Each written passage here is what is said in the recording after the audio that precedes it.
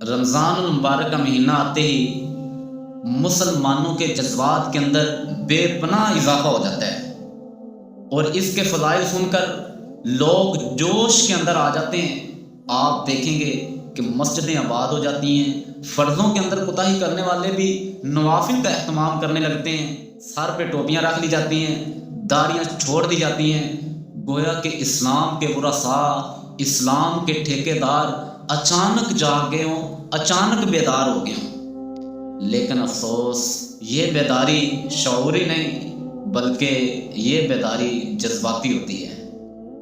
جیسے ہی رمضان مبارک کا ایک ہفتہ گزرے گا، ویسے ہی مسجدیں خالی ہونا شروع ہو جائیں گی، لوگ اپنی اصلی حالت کی طرف واپس لوٹنا شروع ہو جائیں گے۔ اگر کوئی بندہ اس وابستگی کو پورا رمضان قائم رکھ بھی لیتا ہے، پورا رمضان برقرار رکھ بھی لیتا ہے، لیکن جیسے ہی رمضان گزر جائے گا، رمضان مکمل ہو جائے گا، تو وہ لوگ بھی اپنی اصلی حالت کی طرف واپس لوٹ جائیں گے، مسجدیں بالکل پھر خالی ہو جائیں گی جیسے پہلے تھا، رمضان مبارک سے پہلے تھا۔ یعنی کہ لوگ جو اللہ کی عبادت کرتے ہیں، یہ جذبات کے اندر آ گئے، جوش کے اندر آ گئے۔ اور باقی دنیا کے اندر سب سے زیادہ جو قوم جو شلی اور جذباتی ہے وہ ہماری مسلمان قوم ہے۔ اور یہ بات اپنے ذہن کے اندر بٹھا لیں کہ جوش کے اندر آ کے کی گئی عبادت، جذبات کے اندر آ کے کی گئی عبادت، اس کا انسان کی روح پہ ذرا بھی اثر نہیں ہوتا۔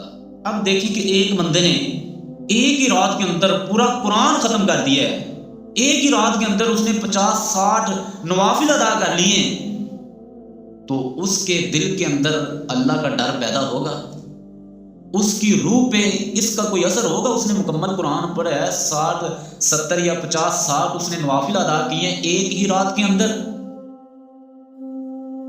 کیوں نہیں ہوگا؟ بھائی اس نے پورا قرآن پڑھا ہے، 50-60 نوافل ادا کیے ہیں، پھر اس کے دل کے اندر اللہ کا ڈر کیوں نہیں پیدا ہوگا؟ اس کی روح پہ اس کا کیوں نہیں اثر ہوگا؟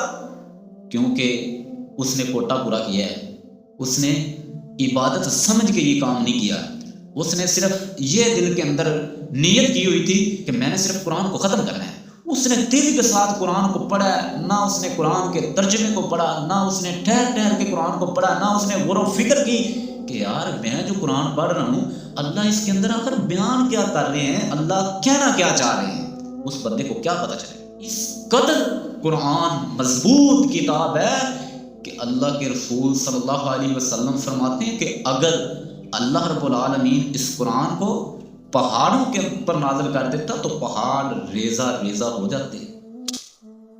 تو خیر محترم بھائیو، ہمیں اللہ کی عبادت جذبات کے اندر آ کے نہیں کرنی چاہیے، جوش کے اندر آ کے نہیں کرنی چاہیے، بلکہ اللہ کی عبادت مسلسل کرنی چاہیے، عقل و فہم کے ساتھ، عقل و شعور کے ساتھ اللہ کی عبادت کرنی چاہیے۔ اللہ سے دعا ہے کہ اللہ ہمیں عقل و شعور کے ساتھ اپنی عبادت کرنے کی توفیق عطا فرمائے، اس رمضان مبارک کو ہمارے لیے نجات کا ذریعہ بنائے۔ وآخر دعوانا ان الحمد للہ رب العالمین۔